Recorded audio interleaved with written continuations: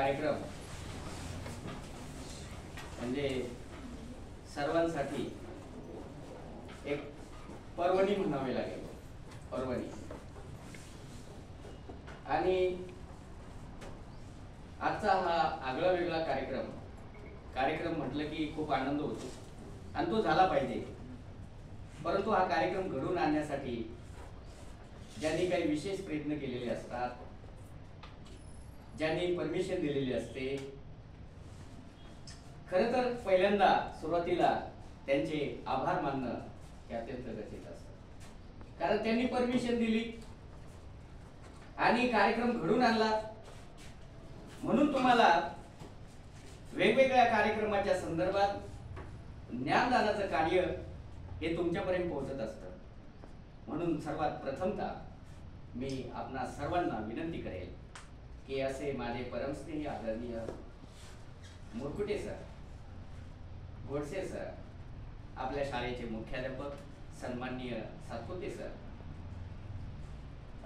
सर्व सहयोगी शिक्षक, मित्रपरिवार यांच्यासाठी तुम्ही सर्वांनी टाळ्या वाजवून त्यांचं अभिनंदन करावं, कौतुक करावं असं मला वाटतं।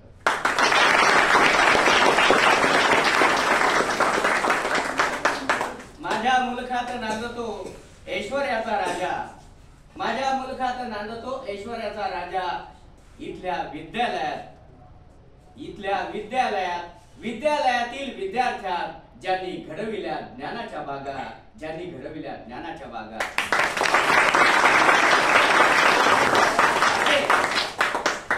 या शेवगाव शहराचा चेहरा मोहरा बदलवणारे, बदलू पाहणारे आदरणीय सन्माननीय या शाळेचे निर्माते संजूभाऊ फडके,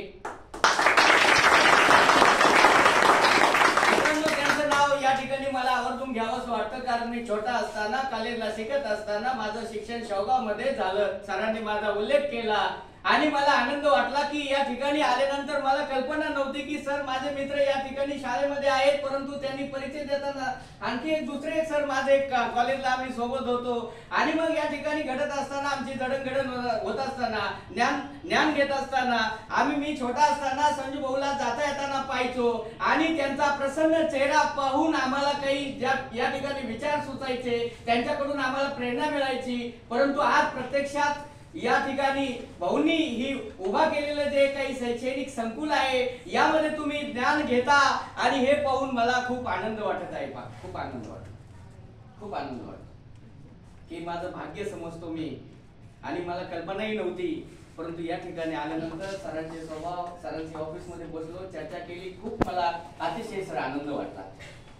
आणि आजचा या निमित्त म्हणजे नेहरू युवा केंद्र अहिल्यानगर राष्ट्रीय सुरक्षा दिवस हा 4 मार्च दरवर्षी साजरा केला जातो आणि त्या निमित्ताने या ठिकाणी हा आजचा योगायोग एक कार्यशाळेचं आयोजन माझे मित्र मुरकुटे सर वेगवेगळ्या शाळा, महाविद्यालय, कॉलेजमध्ये करतात आणि त्या पाठीमागे जे काही कारण असेल, रिझन असेल, ते निश्चितपणाने त्याची कल्पना तुम्हाला असायला हवी।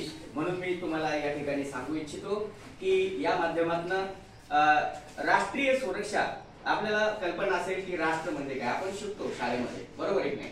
आणि 9वी 10वीला एक विषय पण आलेला आहे, ग्रेड सब्जेक्ट आहे पहा। कल्पना असेल किंवा नसेल कल्पना नाही मला, परंतु इंग्लिश मीडियमला आमच्याकडे तो विषय आहे राष्ट्रीय सुरक्षा। तर राष्ट्रीय सुरक्षा, राष्ट्र म्हणजे काय, तर एक तत्ववेत्ता सांगून जातात, लोकांनी लोकांसाठी, लोकांच्या करता, लोकांनी लोकांसाठी, लोकांच्या करता चालवलेलं राज्य म्हणजे लोकशाही राज्य। मग लोकांनीच लोकांसाठी, लोकांच्या करता चालवलेलं राज्य म्हणजे लोकशाही राज्य।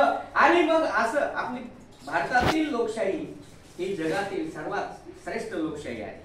आपल्या देशामध्ये, आपण भारत देशामध्ये राहतो, आपण भारत राष्ट्रामध्ये राहतो आणि या राष्ट्रामध्ये राहत असताना आपल्याला काहीच कल्पना नसते, आपण आपलं दैनंदिन जीवन जगत असतो। परंतु आपण या देशामध्ये कशा पद्धतीने